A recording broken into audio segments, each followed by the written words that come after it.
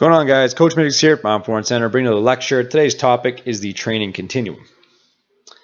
So, training continuum is an overview of the different qualities and their desired training effects. Essentially, it gives us a broad spectrum preview of our training plan, such as the intent of the work, whether it be strength, power, hypertrophy, etc., as well as the amount of time dedicated to actually accomplishing the intended work. And of course, this will vary depending on the time of year and the demographic you're working with.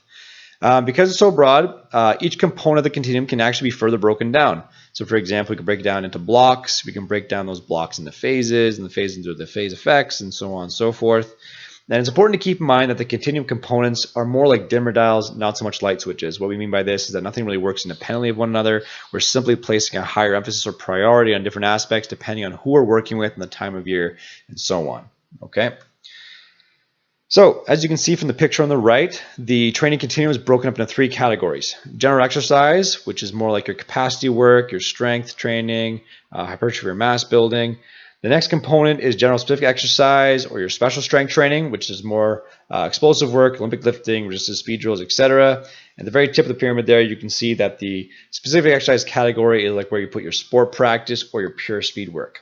Now, we ordered them in this way and kind of built the pyramid in this way because we want to really get across the point that we need to have a solid foundation to keep building up our fertile components towards the tip of our pyramid, right? A pyramid is only as tall as it is wide, so we want to make sure that we actually have a solid foundation in that respect, right? The wider we build our base, the taller we can build up our peak, all right? And of course, how much time you spend towards each component will depend on your demographic and time of year. Which brings us to our next slide here.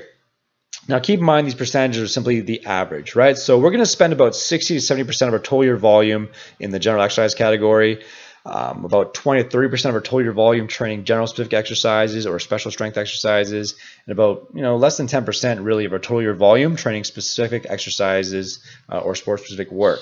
Now, of course, this will vary depending on who you work with. So as you can see in the graph, general population, we're spending more like 80% in general exercise work and about 20% in general specific, versus a professional athlete may spend 40 to 50% of their total year volume doing general exercise work and maybe like 30 to 40% of their total year volume doing specific exercise work.